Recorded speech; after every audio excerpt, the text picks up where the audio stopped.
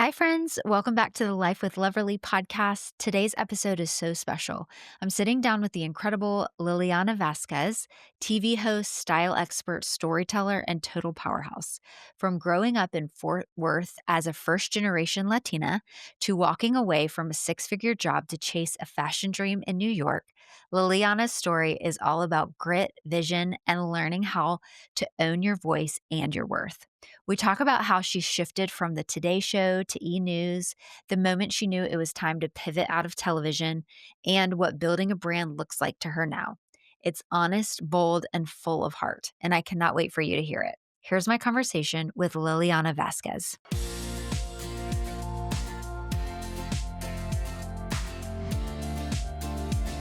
Okay, hi, friends. Welcome back to the Life with Loverly podcast. I am so excited today.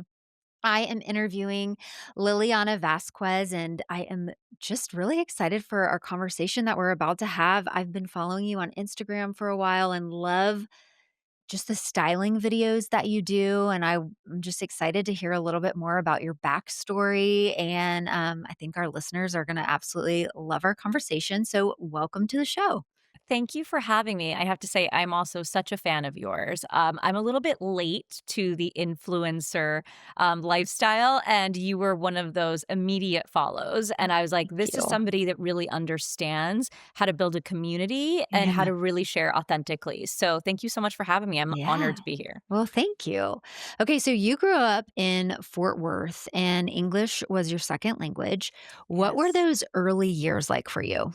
Oh my gosh, they were so hard. I Yeah. think for me, I always felt, and even to this day, I still think it's one of the topics I have a lot of discussions with my therapist about. I always felt like an outsider. And I think, Mhm. for anybody that's first generation or isn't born here and they kind of step into, you know, whatever foreign environment that is, you always have a little bit of this kind of, we call it imposter syndrome now. I don't think back then my mom or my dad had the words to really share Right. that with me, but now we do have that language.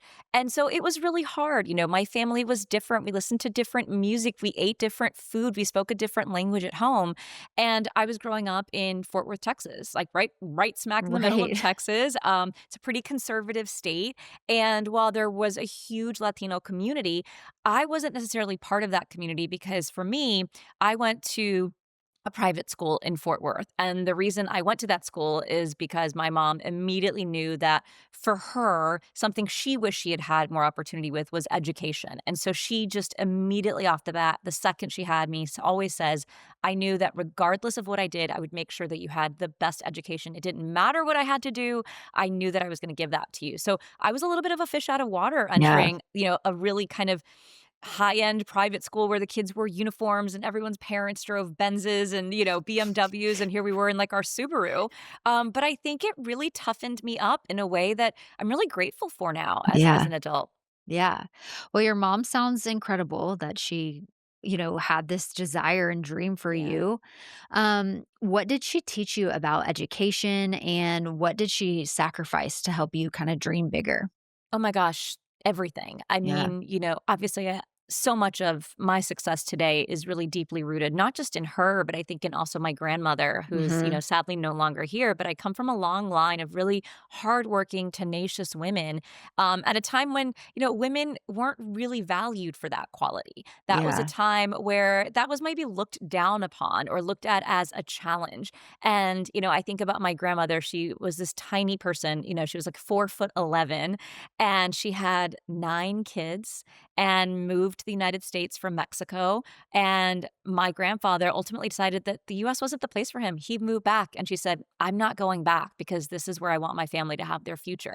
And so Yeah. I think a lot of that learning passed on to my mom, and she thought the same thing. The world that she had was amazing and special, but she dreamed bigger for herself and she dreamed bigger for me. And she always felt like the one thing that is the ultimate equalizer is education. If you can access education, it unlocks incredible opportunities for anybody. And that's what she really wanted to give me. And so I remember she says, she had this pivotal moment where she didn't even know what to do, right? Public school was the only thing she had ever heard of. It was the Yeah. only thing she had ever done. And so somebody had mentioned to her private schools. And she thought, private? Well, what's that? And I know my mom wasn't even born in the States. My mom moved to this country when she was 12 years old, and so this was very foreign to her, and she had me at a really young age. She was 20 years old when she had me. She says she opened the phone books. For anyone listening, we used to have phone Yes. books. So true. I say words and I'm like, "Wait a second, I am dating myself Yeah. and nobody knows what that means." So the phone books were like a list of businesses in your area, private schools being one of them. She opened it to the P, found private schools, and just started calling and gathering information, and she happened to get somebody on the other end of my school, that I ultimately went to, who was wonderful and sweet and kind, and I remember my mom saying, she was the first call she made where she didn't feel discriminated towards because of her accent. Yeah. And she said, "I wanna take you there. Let's figure this out." And so she signed me up for a test.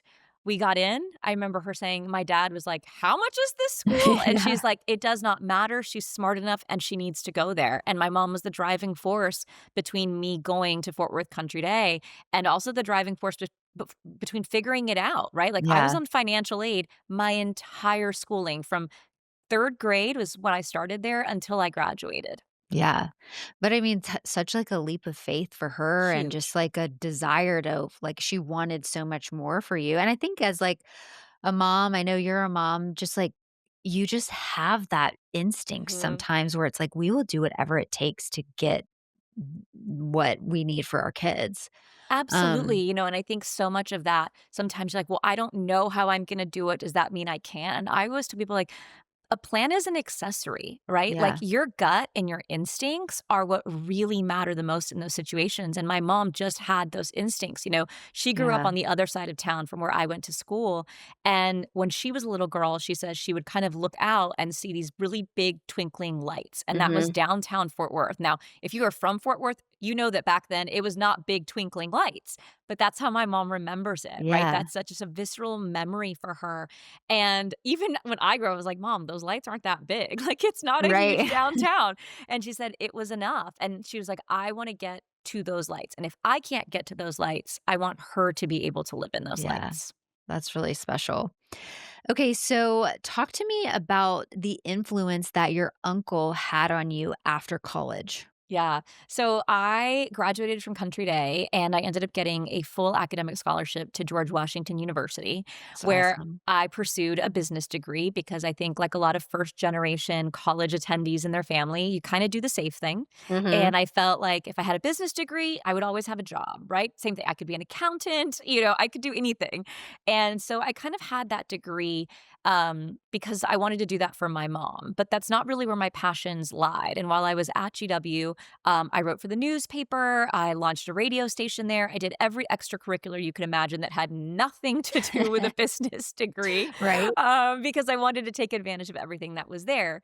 And when I was graduating, I interviewed for investment banking jobs. I interviewed for finance jobs, as any good, like top 10% graduate of their class would. Right. And I just knew that it was time for me to do something for myself. And I got offered a very nice salary with a ton of benefits to work in finance. And I told my mom, and she's like, "Obviously, take it. Like, this is Right. amazing." And then I remember talking to my uncle, who is kind of the creative in the family. He is the baby, and he was a hairdresser in Austin, Texas at the time. And he had amazing clients, and one of them happened to work in publishing in New York. And he said, "Well, what is it that you actually want to do?" And I said, "Well, I don't know if I like even can say it out loud." And he's like, "Whisper the thing that you don't say to anybody." And I was like, "Okay, I want to work in fashion."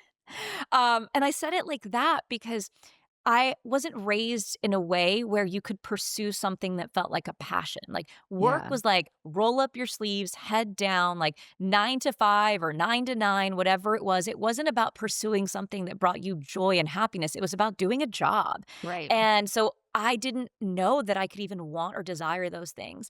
And he said, "I'm going to make a phone call."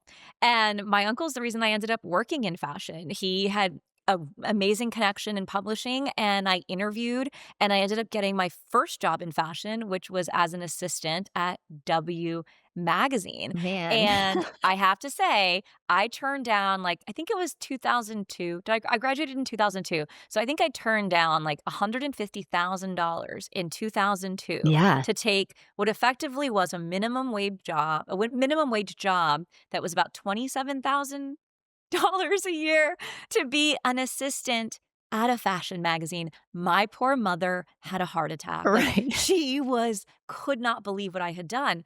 But, there are these times in your life where you just have to bet on yourself. Totally. And that was a huge lesson for me. And I made that bet, and look at what I'm doing now, I you know. know? It is so crazy. Do you feel like, where did you find the courage to be Oh, like, "Okay, I'm God. just gonna do this?" I mean, youth and being really naive. Right. I wish I had some, like, really, inspirational moment to tell you, but I do think that's one of the greatest blessings of being young, and I I say that know. to a lot of my mentees, is do it now. But you can do it at 50, you can do it at 60, but you definitely can do it at 20 because you are so young. You get Yeah, so many chances to mess up and fail, and who cares? right. And so I think for me, part of it was just being young, being naive, but I also had that grit and that drive that my mom and my grandmother instilled in me. And I thought, okay, so say this job doesn't work out and I'm living in New York and I've got this rent that I can barely afford. I will figure it out because Yeah, I am not afraid to work. I it's am so not true. scared of working hard. If anything, it comes really natural to me. And I think that kind of confidence was instilled in me from a very young age. I think it's very much immigrant and first generation mindset.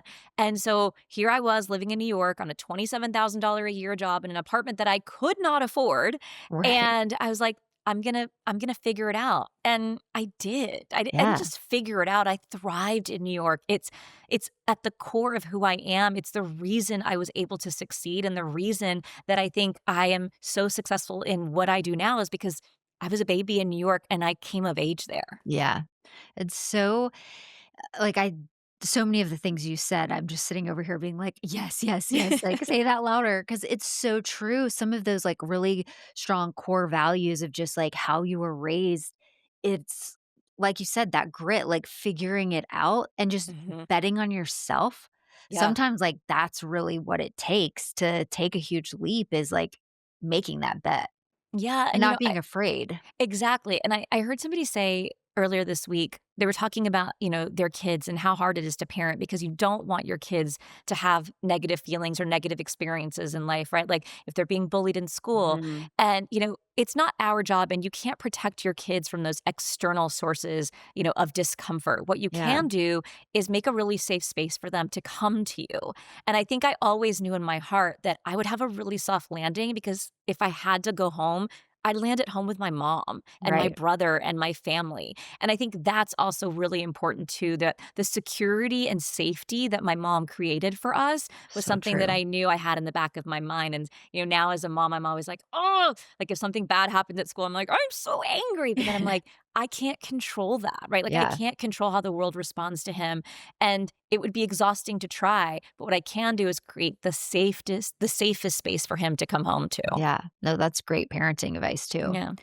Okay, so you ended up landing a spot on the Philly local news. Yes. How did that transition happen? So I was living in New York and I Mhm. fell in love with my husband. He lived in Philadelphia, which Okay. I told him at the time was geographically undesirable. And little did I know that Philadelphia would be one of my favorite places in the entire world. I moved to Philly and I left my job. So I moved to Philly and was unemployed. And I started a blog when I was in Philadelphia, and it was called The Cheap Chica's Guide to Style. Now, this was in 2008. So this was OG blogging Yeah. days, like Yes. Brian Boy, Susie Bubble. I mean, Yep. if you've been in the blogging world, they're icons. And I started a blog and nobody knew what a blog was and they thought Right. it was like a disease that I had. And I was as authentic as I could possibly be. I went to TJ Maxx, I found 3 really good pieces and I wrote about them. And it's so funny to think that like I still do that today in a Yeah. different form, but I still do it. So And I true. started that blog and it got a lot of press right at the beginning. Glamour picked it up and a interviewer at I think it was ABC, read my blog, saw the article, and was like, hey, I think her name is Nydia Han. She's like, I'd love to do a TV segment with you. Is that something you'd be interested in? And I thought, yeah, what do you want to do? And so we did a look for less on how to shop like JLo in Center City, Philadelphia. And that segment took off. And before I knew it, I was interviewing at NBC 10 in Philadelphia, which is their competitor, NBC. Yeah. And I went in to oversee a lifestyle vertical that they were launching at the time. And the woman who was in charge of that, her name is Karen Arazia. She is my TV angel. Said, do you have background in television? I said, actually, I do. I was a producer in college. I launched a radio station. She goes, I can tell. She goes, I think I want to introduce you to our news director. And I said, great, let's go. Yeah. So I went in, and over the course of 20 minutes, I think I impressed him very much. I know that I did. And he said, what you're doing right now is you're a consumer reporter. You're just doing it online. How about doing it for our brand new consumer show that's launching in a month? And I said, done. And Yeah. he's like, do you know how to edit? I was like, yes. And he was like, have you written a script for television? Yes. All lies. None of that Yeah, was true. right? Fake it till you make it. None of that was Exactly. true. And then before the interview ended, I said, just so you know, I haven't done those technically, but I can figure it out. And he was like, I have all the confidence in the world that if anyone can figure this out, it is you, Liliana Vazquez.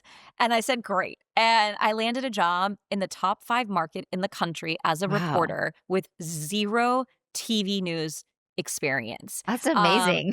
it was pretty amazing, and it was such a formative time of my life. I learned how to report in Philadelphia, which is a very hard news market. I had a really tough news director who critiqued my writing and made me a really strong writer and a really strong reporter. I mean, I went to boot camp, and it was necessary because the next hill that I was gonna tackle was going to be the Today Show. Right. Yeah, you're like, "We're only going up from here." Yes. So, Yes. man, that's amazing, and I'm sure the experience of just like, another time where you're betting on yourself and Totally. having to, like, figure it out, but, like, for the good of something else. Yeah, I felt like what I was doing online needed to reach more women. I was watching kind of the magazines around me sell this very aspirational lifestyle, but there was an accessibility piece missing Yeah. from everything that I was reading. And it was almost kind of like they looked down on you if you were shopping on the clearance rack at TJ Maxx. Meanwhile, that's how I grew up shopping. It's the Right. only way that I could access any type of fashion. And it wasn't fashion in terms of what was in Vogue magazine, but it Right. was fashion to me. And I thought, why is no one talking about this in a bigger way? Why is no one sharing that they're prideful about being able to find an amazing value or an amazing bargain because they're saving to buy a house or they're saving to Right. send their kid to college? To me, there is so much worth in saving your money for something that's bigger than just clothes. And Totally. that narrative was missing from the fashion conversation. And I really experienced that, when I got my first job at W. I was the girl that was, like, going down to Canal Street, right? Everyone else was shopping on Fifth Avenue, and I was like, "Wait, I don't have that kind of money." Right. And so I was always that cheap chica at the core, and I was just lucky enough to be able to have a platform where I could have other women see it and feel seen and respected in their decisions Yeah. to shop cheap and to save their money for things that were better investments. So true. What did you learn about storytelling during this season of life? I think for me, what I realized was I needed somebody else to tell me that just being me was the key to success. Yeah. I, again, was faced with that imposter syndrome because I didn't come from news. I didn't have a journalism degree, right? I had never worked in television news. And so I felt like such an imposter in that newsroom because most of my peers, one of them being Kristen Welker, who went on to become the chief White House correspondent and is now an anchor of NBC Today Show, was literally sitting across from me. So this is the Right. caliber of reporter I was next to. And here I'm like, go shopping for your Halloween costumes at Five Below. And what my news director taught me was authenticity is the only thing you need to make a good story. It's Mhm. not about, how you tell the story in terms of like, do you have the credentials to be telling the story? It's what is your authentic point of view and what are you bringing about yourself to the story? And when you think about news, a lot of news directors don't push their reporters in that direction because news is depersonalized. You're supposed Yeah. to decentralize. And I think what Chris really taught me was that good storytelling has heart and it has authenticity. And even though I couldn't do that in every story, in the stories when I could, it was really important. And those are some of the stories that I'm most proud of to this day. And it's Yeah. still something I think about when I'm shooting reels in this room for Instagram, because that is really at the core of connection with your community. Totally. Well, and I mean, you're having conversations that people on the other side of the television are like, "Oh, that's attainable for me. Oh, Mhm. I could go and do that, and it wouldn't cost a fortune." So Exactly. that relatability, it was actually, like, hitting home, Yeah. in a way that, like, sometimes I feel like that's just not the same, you know, way that it happens. Yeah, and I think, so much about being on television, even though you're a host, somebody said this to me, was you're still acting. You're still pretending to be something because you're not interested in everything. You're still kind of like faking enthusiasm for celebrities or press junkets that you're not that interested in. So while you can still show up authentically, there is a piece of you that is pretending. And I think for me, that was a lot of like the unlearning I did as I transitioned out of my role, as a Uh-huh. correspondent. Yeah.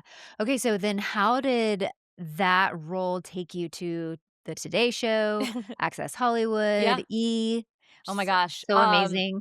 I've been really lucky to have incredible people on my team and behind the Yeah, scenes. And, when I was working in Philly, I auditioned for a show in New York. It was a daily lifestyle show on local TV in New York. I lived in Philadelphia at the time. My husband was about to go to business school, and I got the job. The problem was I couldn't move to New York. We couldn't afford it, and my husband was going to business school. yeah. And so I immediately said, I'm going to take this job. I'm going to commute to New York City from Philadelphia. And Wow. so I would get on a 5:05 train out of 30th Street Station in Philadelphia, commute to New York, do a full day at my job in New York, and then take the train home. And once I had been there long enough, I got them to stipend a hotel overnight on Monday nights so that I could do back to back days, and then stipend a hotel Thursday nights so I could do back to back days, and I took Wednesdays off. And, Wow. it's when you want something really bad, you figure it out, right? Mhm. Like, was it ideal? No. Did I have a social life? No. But I was working the number one market in the country within 2 years of starting in Philadelphia. It was unprecedented that somebody Yeah. could literally be working in that market. And when I was in that on that show, I met a woman named Amy Rosenblum, and I call her my rabbi. She was the really one of the most difficult bosses I've ever had in my entire life, and I've said this to her face. And she also, I think, taught me the best lesson that I have ever learned in my career, because I got so mad at her one day. I marched into her office and yelled at her because she had put a younger reporter on air to anchor that show over me. And I was so upset with her, and I was angry, and she just let me talk. She just let me talk. And then I said, I don't understand why you're not responding, like why you're not reacting. She's like, well, Liliana, like this has nothing to do with me. And I said, excuse me? Like I was so fired up. And she said, have you ever asked me to anchor the show? And I said, and I stopped because I thought, oh my God, I have actually never asked my boss for the thing that I want more than anything. Mhm. I have thought about it and I'd had inner monologues about it, but I had never actually asked her for that job. And she said, this other person has asked me at least a dozen times. So, of course, when the opportunity came up, I gave it to her. And I said, wow, I am so sorry. And she said, don't be sorry because you're about to learn the best lesson of your career. No one is ever going to give you something that you do not ask for. So true. And I have used that little gem so many times in my career. It's how I got on the Today Show. I asked. It's how I ended up hosting and anchoring the Today Show when I filled in when our co-hosts were out. The only reason you get something that you want professionally is because you are ballsy enough to ask the question that you're scared to ask. That's so true. That's such great advice. I mean, Mhm. and, like, what's the worst that could happen? They say no? Yeah, and then you just ask, by the way, just Right. ask again. Like, Right. don't be afraid of the ask. I think, especially, I think for me, again, because part of me thought, I don't even deserve to be here. How could I ask for more when I'm barely supposed to be in this Right. building? But yeah, she's been an incredible, I mean, she's the one that got me on the Today Show. She marched me Wow. over there and said, this is someone that needs to be on the show as a style expert, as a fashion expert, as somebody that you use as a correspondent for stories. And yeah, she believed in me probably more than I ever believed in myself at that phase of my life. And Yeah. again, it's having these people in your corner that are willing to fight for you and fight for you when you're not in the room. Right. And that's, like, really great to have people behind you who Yeah, will do that, you know? for sure. Okay, so there was a pivotal moment at E! News where you had to walk away from a brand opportunity. Can Yes. you share what happened and what it taught you? Absolutely. I was at my dream job. E-News Mhm. was the dream. I Yeah. remember watching Juliana DePandy Yep. at the time, Juliana DePandy, when I was in college, watching her be so charismatic and so fun and so smart and so witty, and I was like, "I want that job." Like, again, whispering it, "I want the Yeah. job," and thinking, "It's just not possible. I could never have this," and I got that job in 2019. So cool. And it was right before the pandemic, and I only say that because ultimately it ended my dream job, but Yeah. that's okay. And while I was there, as a host, you're put up for brand deals all the time, in the same way that influencers are Mhm. put up for brand deals all the time. The difference is, as an influencer, a brand is paying you directly and you get that full fee. When you work for a network, they own you, right? You are their intellectual property, Right. and your name and your likeness and your brand belongs to them. And while I was under contract at E, that was very much true. And there was a huge integration, which is what we call it in television. It's the same thing as a branded or sponsored content deal in the influencer world. And I was not covering the Oscars for whatever reason. And so I had nothing to do with any broadcast talking about the Oscars. And an incredible brand came to my manager and said, we'd love Liliana to front this really cool piece of content. We're going to be on the red carpet. We're building out this microsite, and this is the number. Now, the number was about $250,000. And that was about more than half than I made as a salary at E! News. Yeah. And I remember thinking, this is life-changing money. I wanna buy a house. This is Yeah. life-changing, okay? Right. And my manager said, "Okay, let's get excited after we talk to legal." And we went to legal and presented them with the offer and said, "Listen, she's not touching any property that has E on it. She's not gonna say E. They're not even mentioning that she's the host of E! News, and you're not using her." And I was really sad that I wasn't being used. If I'm being 100% honest with you, Right. I was actually devastated that they didn't pick me for this. And it was really upsetting, and it made me feel really small. And so when this opportunity came in, it was kind of like a gift, right? I was like, "Oh my Yeah. god, I am worthy Right. of being on the carpet." And they ultimately said, "No, she can't do it. She Wow. can't do it because she works for us, and that's a sales opportunity that our team could go and do, and no, she can't do it, and we'd love to let her do it, but if she does it, that sets precedent for other hosts, and that's just not something that we're able to accommodate under the current contract." And that was it. At that moment, I knew that the world of integrated branded content was changing forever, and Yeah. that brands were going direct to people that had a community and had an audience, and that is where the creator economy was going to be built. It was going to Right. be built directly with creators like you, like me, like the people that are listening now. And I am so happy that that happened, because that really planted the seed for me to say, I might have a year and a half left in this contract. It's over. Unless Yeah. they offer me the world and Right. they open up my contract to say that I can do branded outside of E, there's no opportunity for me here. There is no Right. runway here. And I have to say, E! News just got canceled last last week for the 3rd time. The show is off the air as it is known to you and I, and as it is Yeah. known like the way we saw it. And I, did a TikTok that went viral about this, because I said the writing was on the wall when I was there because of this exact story, Right. because they didn't let their host take outside deals.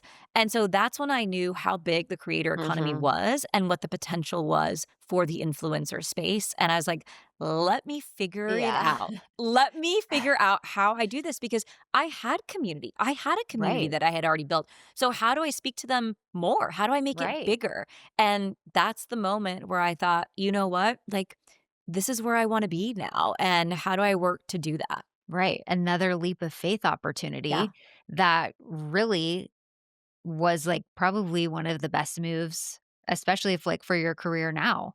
Yeah, and I don't say that to say that I didn't literally doubt myself for 2 years straight after I left E. I didn't know what I was gonna do. Yeah. I honestly, it took me 2 years to figure it out. I have an amazing coach and therapist that I talk to, but for me, it was what is my value and what is my worth if I'm not attached to that brand? If I'm Yeah. not attached to NBC, which I had been at for over a decade, if I'm not attached to E or the Today Show, what is my social currency? Do people even want to Right. have me at events? Do they care about me? And it was really hard to deal with that. I think when you lose a job or you move on from a job, there's so much identity loss that Yeah. happens in that moment. But something that kind of guided me through that was this thing that Oprah had said years and years ago, which was, you know, nothing matters unless you own the content. Mhm. And if you don't own your content, you really don't own anything at all. Yeah. And I think about Oprah now and I'm like, she was kind of the OG influencer. Right? Her and Martha Stewart were kind of Yeah. doing this in their own way, obviously on linear TV, but Oprah owned the entire vertical. She was the production company. So Right. nobody could bypass her if they wanted her. Right. And I think what she built is so smart and it's what you see creators building today to Yeah. incredible success. And guess who owns your content? You own your content. Right. That's the value. Like, having this background and kind of leaving n like, the way that you did, how do you feel about, like, running your brand now, and what is that like? It's so much harder than any day I have ever had on set at the Yeah. Today Show, at Access, or at E! I had somebody ask me a couple of weeks ago, they're currently, on air, and they wanna transition into doing more in the social space, and when I broke down for them what it takes to do what we do, they Yeah. said, "Thanks, but no thanks." Yeah. Never mind. Because never mind, because when you work on air, you get hair and makeup done every morning. You have a multiple producers, you have a team of producers, you have an assistant, you have researchers, you have directors, you have lighting directors, you have camera operators, you have editors, you have graphics, and you also have publicists and marketers that are all helping you push forward whatever you're doing. We do all of that. All of that. We are the team, right? Like, we are the team. And I have support now. I didn't have support when I started. I couldn't survive without the support that I have now and the Right. infrastructure for my team. But most creators are doing everything that I was doing as a host by themselves. And the Yep. level of respect I have for creators now that I am in this business and kind of like launching my career as a creator is it's unbelievable. Yeah. I watched it from the outside for so long, and I was like, "Can't be that hard." Right. Oh my god, like, Yeah. what was I was an idiot, okay? An idiot. Like, I have, like, swallowed my ego and been like, "Oh, no, no. My hardest day on set does not compare to what creators do day in and day out." It's It so true. it is the hardest thing in the world, and I think people don't get it because they're not doing it and because you get to watch a 60-second clip of what that is, Right. and you're not seeing the hours of, like, hard work and the angle change and the cameras and the editor. I mean, it's an Yeah. incredible amount. The respect that I have for creators is just next level. Yeah. I mean, it is I think that's what makes it, like, so fascinating and something I, like, applaud those of us who have, like, stayed in the industry for as long as we have because it's like, it is such hard work, It is a and you grind. have to be willing to do all of that hard That's work, right. you know? I mean, kind of back to, like, your origin story and, like, with the grit and things like that, like, you can't do this without Mhm. some of those just building blocks and stepping stones that, like, keep it going, because it's like you gotta bet on yourself every day. You absolutely do, and it's like I always think of, posting a reel or on a TikTok. It's almost like, a little bit of science, a little bit of data, but a lot of it's kind of like pulling the handle on a slot machine. Yeah, You it's know? so true. I mean, You just don't especially with, know. like, the algorithm and things, you're like, "Is you" like, I'll tell my team, I'm like, "I am so excited for this reel, like, I worked so hard, this was, like, such a great idea. I sourced some pieces that I thought were so awesome, people are gonna love it, like, I cannot wait to get it out there." It gets out there and I'm like, "Oh, w why aren't more people loving this?" Like, this was gonna be like, this is it, you know, and it's just like, I still love the content. as much as I did before I posted it, but there's all these other pieces of doubt that fall in when it's like, it didn't take off like I thought it would, or was it you start asking like, was this the wrong time of day to post? Like, all these, like, doubts that come in, and it's like, you could still love the content and it might not perform well, but there's always tomorrow. There's always the next reel.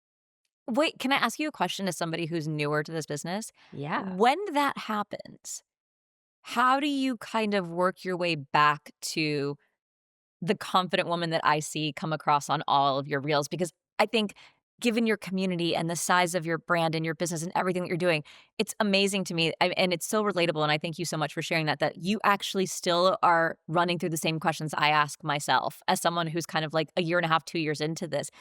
How do you get back to, "But I'm really good at this and my community wants this." How do you get back there?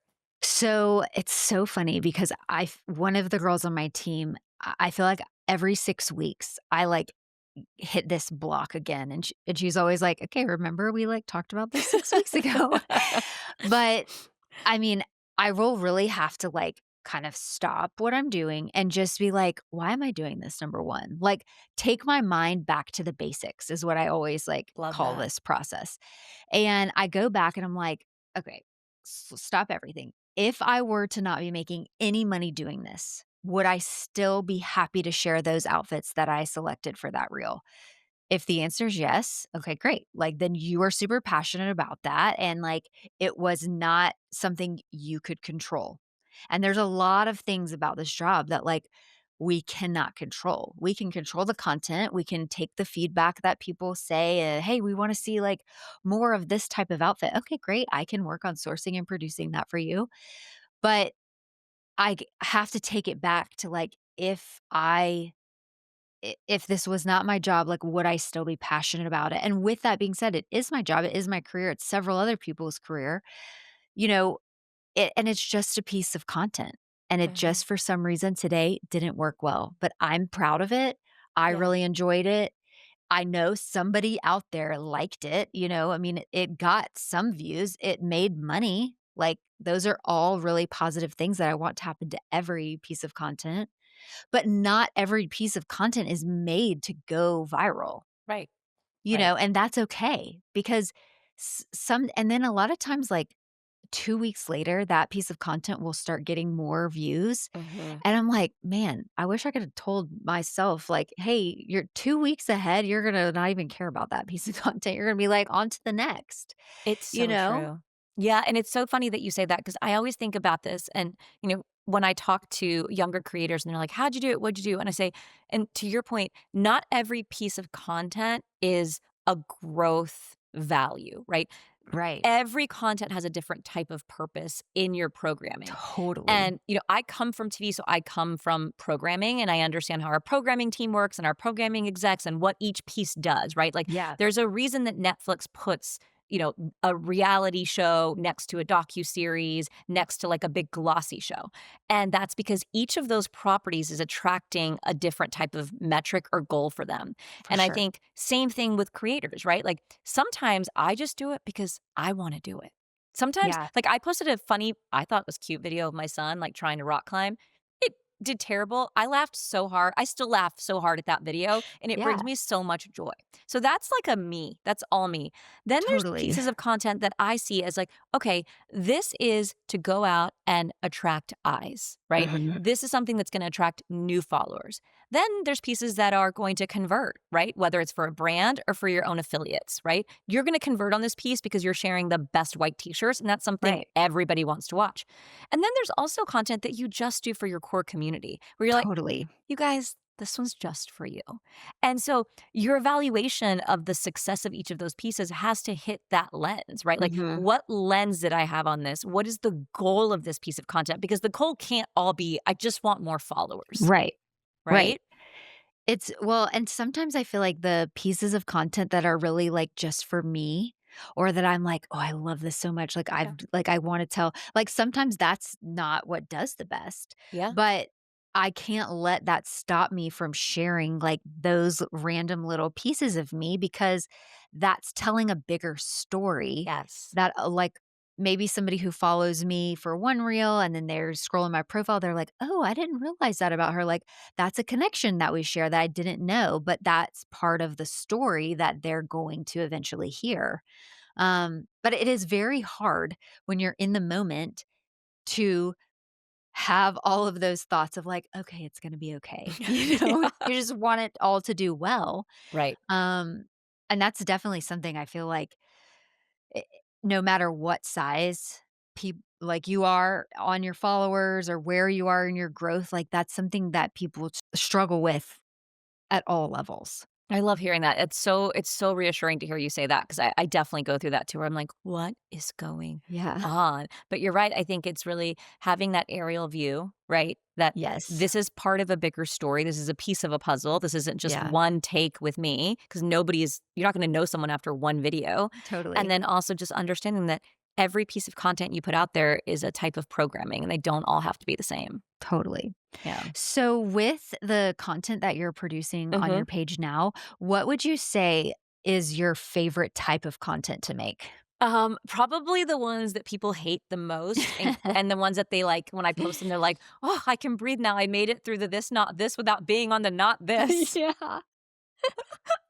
So, this, not this is my favorite thing to do, and the reason it's my favorite thing to do is because this, not this started in a dressing room at the Today Show. When I was a style expert and I would, dress models for the segment, I'd come out and be like, okay, what are the best wide leg jeans to wear? And, my assistant would hold up two pairs of jeans and I'd be like, this, not this. And then she'd hold up two shirts and I'd be like, this, not this. And I remember one day I said to one of my producers, why don't we do this on the show? And they were like, I'm sorry, you want me to put, like, an H&M pair of jeans and have you say to 5,000,000 people, "Not this?" And I said, "Yeah, because the value is in not just understanding what the this is, but understanding why not Right. this." And they said, "Yeah, that's not gonna happen." I said, "Okay, no worries." And I remember when I was really kind of programming my account after I decided to really commit and double down on this, I thought, "Wait a minute, remember that segment they said no to? That is at the core of who I am because I can Yeah. walk into any store with any friend, any age, any budget, any size, and literally do this, not this. And we can walk a store and be checked out in under 10 minutes. It is Right. like one of my greatest sources of Yeah. pride. So that's my favorite to make. But I know that it definitely puts people on pins and needles because they're like, do I have the not this? Yeah. And I always say, listen, if you have it, who cares? I have not thises in my if I open my Right. closet, I have tons of them. Style is an evolution. You go through different phases. It's just in the moment that's, what I'm talking about. Right.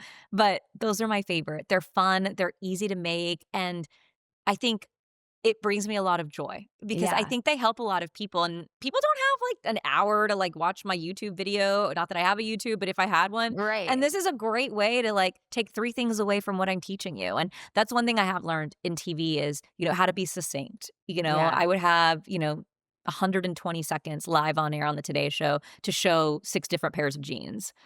Yeah, and so you kind of, like, dialed that down Yeah. to in real form, but it's also I think what's so fascinating about that series is it it's helping people, like, make a quick decision. That is such a help. So Mhm. many times people are like, "You have no idea how," like, the fact that you said, like, "Here are your 2 options, and here's 2 ways to wear them," like, I can just take that idea, go to my closet, Right. pick it out, and not have to think about out of all these clothes, like, what am I gonna select? I've been told, "Here's what you should wear today." Absolutely. I think one of the hardest things for women, especially for moms, is the execution of style, right? Yeah. We get so lost, and you can know what you like and you can know what to shop for, but actually executing it in an Yeah. OOTD or a daily outfit is so hard. We have, like, sometimes I call it, like, paralysis by analysis where we Yeah. second guess ourselves. And so you're so right. Just being able to be like, wait, but I watched that reel and, like, I have these 2 red shirts, but she said not the keyhole neck. Okay, I'm gonna go with this one. Yeah. That to me, like, I wanna be a resource for Yes. women that are just standing there going, I know my style and I know what I wanna wear, but I don't know how to execute that style. And I'm Right. like, "Lean on me. Let me help Totally. you." Well, and I think, like back to those hard days of where it's like, "Oh, this isn't working," or nobody liked what I was doing, or you just feel in the dumps for a week because the algorithm, like The those algorithm hates moments you. right.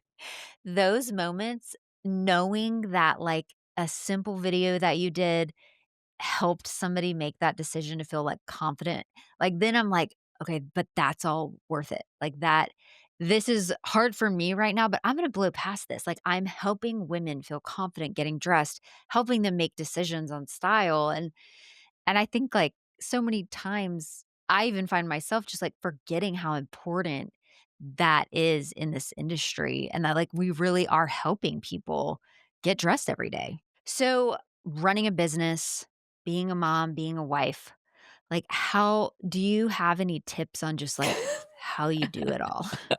Because I feel like, I know. people that I interview, that's Yeah. always kinda, like, one thing I bring it back to is just, like, we're real people with real problems, like, with kids that have camps and back to school deadlines and a reading list that we have yet Oh my to gosh. accomplish for summer. I am so afraid of that. My son is 4. We're not there Yeah. yet, but my friends have older kids, and the reading list is, like, reckoning. Like, Yes.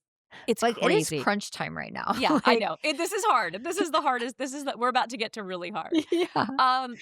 I don't have, again, some, like, magical mantra. I will say that something that I've learned, um, in the last year or so is that I have to really ground myself before I can do anything, Yeah. right? And so for me, that happens to be either like really quality one-on-one time with my girlfriends, like my very close girlfriends, who I can just be like the worst version of myself with Mhm. no judgments. And that can be a walk. Like I live in LA, so we hike a lot. It can Yeah. be a walk on the beach, it can be a hike. It can also be like a margarita, like literally outside on my deck in our pajamas. It does Yeah. not have to be fancy. Sometimes Right. that's the best. But more often than not, for me, it's Pilates. Mhm. I really fell in love with Pilates while I was pregnant, and I think it's because it was all about me, and that practice teaches me that it is okay to think about myself first. So And true. as a mom, you think about everybody else first, and not even as a mom, because even when I didn't have my son, I always thought about everybody else first. I thought about Yeah. my husband first, my brother, my mom, my best friends. It's something that we're taught like we should be doing, and you Right. should. It is a beautiful thing to care about other people, but I think not at the expense of caring about yourself. Totally. And there is something about Pilates that is so purely focused on you, and you have to be so present in your body and in your mind to execute some of the harder things that Yeah. that 1 hour that I give to myself in the mornings is really the way that I ground myself to show up present in every other area of my life. Yeah. Whether that's time with my son or time as a family, being in a meeting, leading a panel, whatever, being on this podcast with you. So I have to do that prep work in Yeah. order to even attempt to manage success in the totality of what is my life. And don't you find that, like, when you are maybe, like, something has come up and you haven't been able to give yourself that Mhm. time, like, it is not good for you. Like, and I'm a disaster. it's like the like, the axis on the wheel is, like, off, and you Yeah. have to, like, get it back in place to be the best version of yourself, to support your family. Like, Mhm. I notice that a lot too, and it's so important. I think I'm a better mom, I'm a better wife when I have, like, taken care of myself. Yeah, and it's so funny. My husband and I go to couples therapy because we want to stay married, Yeah. and we've been married 17 years. And we're like, no, no, no, Yeah. we've got a good streak here. Okay, Right, we're not right. messing this up. And I kept getting really frustrated in the mornings when I would come home from a Pilates class, or if it was like a morning that I wasn't doing that, but I was getting ready, and he's like, "You're so angry sometimes in the morning." And I was like, "Yeah, it's because I'm constantly getting interrupted when I'm trying to just like put on mascara and I just need 17 minutes, right? I Yeah. just need 17 minutes." And he's like, "Oh, you don't want me to like talk to you while you're getting ready?" And I was like, "No, I don't." And my therapist said, "Have you ever voiced this?" I said, "No. Why have I never said, you know what? For me, like, it's not like a long for him, it could be like, whatever, a long hot shower where, like, Yeah. he's unbothered. For me, like, I'm in and out of the shower in 3 minutes, like, unless I'm doing my everything shower, which Right. that's a whole different That's thing, yes. right? But, like, in the morning, from the time I, like, peel off my skin mask and my skin tape to the time where I, like, finish my hair, usually less than 20 minutes. I don't wanna be spoken to or Right. interrupted for those 20 minutes, and if I can get those, I am so happy. I am, like, bouncing up the stairs. I'm like, Yeah. "What can I do for you today?" Yeah. And it's so simple, but it was so hard to connect the anger and the frustration and the Yeah. resentment with me not being able to vocalize something that, like, who doesn't need like, my husband gets Right. up and, like, does his, like, coffee and, like, his scrolling on his Kindle in peace every morning, and guess what? He bounces down the stairs, and he's really happy, and Right. here I am, like, a crazy tornado mess, being like, "Wait a minute. All I need to do is my makeup in peace, and this whole Right. family is so much better." And so it's just these little things, and I don't Yeah. know why I didn't say that, and now sometimes I'm like, "Why aren't you talking to me?" Right. You're like, "I'm okay today. Please come." My poor husband, not my poor husband, he's fine, but you know what I'm Right. saying? It's like but he really was responsive to it, and it has made our mornings so much better because Yeah. it's another way to just be able to ground in myself before I try to be grounded for anybody else. Totally. That's so important to, like, figure out what it is that you Yeah, need and then, like, give that to yourself. If you're yeah. gonna figure out what your kids need and you're gonna give it to them, what your husband needs, you're gonna give it to them. So why are we, like, skipping us? We are the Let's fill our sting cups Yeah, first. we're the stingiest of Yeah. all with ourselves. Yeah. No, every woman I talk to who is working and staying home, or even my friends that are stay-at-home moms, they're the stingiest of all, right? Mhm. With themselves, Yeah. because all day long they give and they give and they give Mhm. and they give, and I'm like, "No, no, no, like, pour back in, pour Yeah. back in." So, so important. Yeah. Okay, so I have a few questions left and then we're Yes. gonna wrap up, Okay. but one of them is what are 5 pieces that you are really excited about for fall? Ooh, okay. I love this question. Okay, so I am really excited about a cropped trench. Mm, I live in LA yeah, and we don't get a lot of opportunity to wear outerwear. So I feel like leather jacket trench is where I usually go because I can layer it over anything and I still feel seasonally appropriate. So I'm really totally. excited about that. I am really excited about the staying power of chocolate brown. Mhm. It's one of my favorite colors. I think it's also hugely complementary to so many different eye colors and hair colors, Yeah, which with the right shade.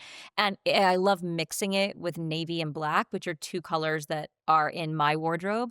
So I love the staying power that it has. I am excited for a straighter, slimmer jean, not a skinny jean, no. not a skinny jean, but I am excited for that because I Yes, do love the silhouette that it creates. agree. And I think it gives you a lot more versatility, and I'm all about value and versatility in our closets. Listen, I have probably 35 pairs of jeans, and so I have a lot of wide leg and baggy and loose, but I don't find them to have the same level of versatility. Totally. And And, so like, the shoe options, oh my gosh. you can Yeah. create so many outfits with, like, a more structured, Yeah. I feel like, straighter leg. Yes, totally. That feels like denim. That's the other Yeah, thing I will say. It has to feel like denim. true. Um, so this is not a fashion thing, but it's a beauty thing. So I love this return to really elegant, simple nails. Yes. I have been on a natural nail journey because if I showed you the pictures of my nails, you would be like horrified. And so 3 months ago, I was like, I'm gonna really commit to this in the same way that I commit to my care Yeah, routine and my hair care routine. And I now take so much pride in my nails, and I love that, like, we're seeing all these, like, really yeah, beautiful, like, elegant kind of return to, like, just very simple nails. I think that's, like, such a great palette for really chunky, bold jewelry, which I'm totally. also really excited about. Yeah. Um, and then in terms of shoes, I love all boots. I am a bootaholic. Yes. I collect boots, and I feel like there's been so much to shop for. So I love like a great ankle boot. I love an Mhm. over the knee boot. I love a knee high boot, even though I'm really short. Sometimes they hit me at the wrong place. Yeah. So I would say those are probably the 5 things that I'm most looking forward to for fall. And just layering in Yeah. general. I think you have so much more opportunity to show off your style and personality with layers. I try to layer sometimes when it's 85 degrees outside Yeah. and I'm not layering. Right. Okay, so how do you deal with wanting to wear these, like, beautiful fall outfits, but in LA where it's, like, so hot? Are you like, "Okay, we're going on trips, we're going Yeah. places," like, how do you overcome that? Well, I think part of it is definitely that I get to go to New York for work Yeah. probably once a month. So I pack like a big 50-pound suitcase with all my stuff and I get it out of my system. And then Yep. some days, you know what? I just make a really bold choice of fashion over function and I don't care. Yeah, Sometimes I am going to wear the layers and I have air conditioning in my car if I get hot. exactly. And Well, that's and, like, if you're inside somewhere, you're it's air fine. conditioned. You're fine. Yeah, I mean, I it's so funny. I did like a reel on Sunday because I was tied a sweater around my waist because I liked my outfit, but it felt incomplete because it was missing what I call like that third layer. Yep. And I had this really pretty butter yellow sweater, and I wore it a lot when I was on the East Coast in the summer because it was kind of cool when I got there. And I was like, it's only 80 today. I can wear this. So I tied it around my waist and I did a reel saying, listen, like sometimes you just really have to choose fashion over function because it helps you complete an outfit. And Totally. if you don't feel like you're, dressing like a Pinterest girly or like your favorite style inspo, sometimes it's because you're choosing function over fashion. And that is okay. Most days I pick function over fashion. I have a toddler, Yeah. who is Right. intense, right? And we're like running around from like camp to camp in the summer and like we're in the pool, we're out of the pool, we're at the beach, we're at play dates. And heels don't make sense. Right. But sometimes, like last week, I wore a pair of Adidas athletic shorts with kitten heels, and I was like, "This makes no sense, Yeah. but it looks so cute." But I'm doing it. But I am doing it for Well, myself. yeah, and that's goes back to the point. You have to do those things that are for Yeah. yourself, and some people will be like, "What is that girl doing?" But, Oh, like, this totally. was for me. Like, Yeah. this outfit is for me. It is not for you. Like, if I wanna wear tulle to Target, I will. My God, Tool to Target should be a blog or a I know. Substack. Truly. What a genius Somebody name. needs to Yeah. scoop that up. No I kidding. love I love the creators that do like, get so like, what they call, like, overdressed to, like, go get coffee, and they're like, "If your idea of fun is getting overdressed on a Sunday to go to the farmer's market and drink coffee, you are my girl." And I'm like, Yes. "I'm your girl. Yes. We Me, can be hi. friends. We can be friends." It's so true. Okay, I've got one last question for Okay. you. I end all my podcasts with this question. What is the most meaningful act of kindness that Ooh. somebody has extended to you that has had a lasting impact on your life? Something happened recently, over Christmas that it came fr it's I have so many beautiful people in my life, and I'm so lucky for my family. Like, I'm Mhm. just blessed. But this came from somebody that was more of an acquaintance, and I think the ability for somebody to share something like that with me, in honesty with no motive was, I think, what made it feel so kind, and it comes back to kind of a work thing.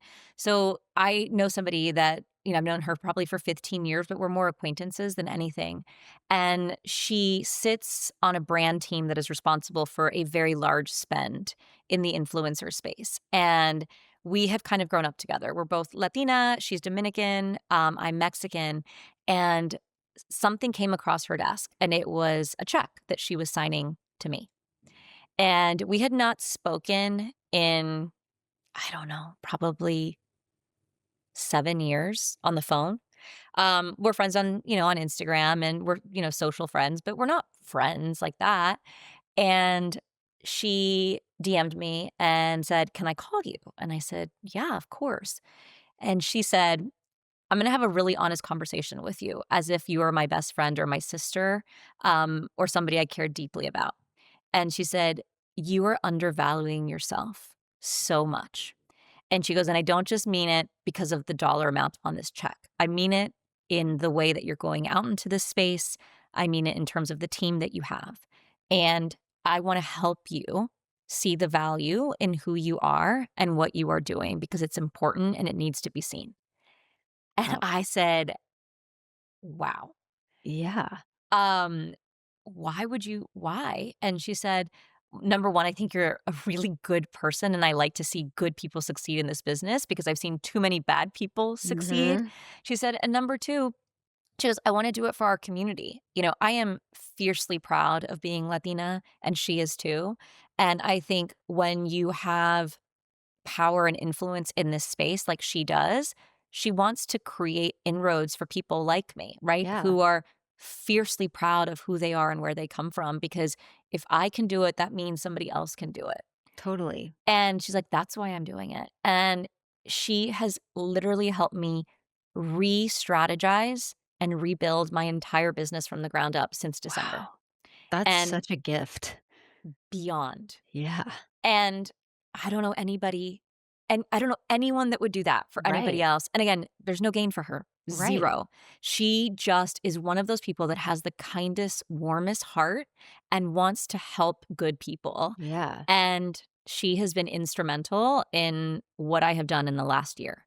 So, yeah, Wow. That's really beautiful. it floored me because again, like I have people in my life that do kind things all the time, but to Yeah, have somebody that is not family and not like a bestie be able to lift you like that, totally. I mean, And, I like, could go out of her way to be like, "Hey, like, I wanna help you with this." Like, yeah, I you wanna help you. I wanna help you do wow. this. Like, open the doors, made the calls, like, pushed me, strategized with me, sat with me, like, Yeah. it was I don't know how I'm ever going to repay her. Yeah. Wow. Yeah, That's truly such a gift. Wow. yeah. Um, well, I have like absolutely enjoyed this conversation. Like, thank you so much for joining me today. Do you mind telling our listeners where they can find you on social media? Of course, you can find me on Instagram. I am just at Liliana Vazquez. And then on TikTok, I am at the Liliana Vazquez. Someone stole it from me. My account got hacked. So I lost it. So it's the Liliana Vazquez on TikTok and just Liliana Vazquez. And then I have a Substack and it's called Off Camera. And it's a little bit of fashion, but it's a lot of things that I have to say off camera. I love it. It's funny because I feel like I started this podcast several years ago so that I could like say those things off camera, but here we are on camera. I know. But I was like, "No, I need a place where I can, like, talk more about these things." So anyway, we will also leave all of those links and details in the show notes, so you guys listening can just easily click over and give Liliana a follow on Instagram. But thank you so much for your time today. This has been just such a joy of a conversation, and, just so excited that you were with us today. Oh, thank you. This time flew by. I know. Anytime. Thank you so much for having me. I really appreciate it. Of course. All right, friends, until next time.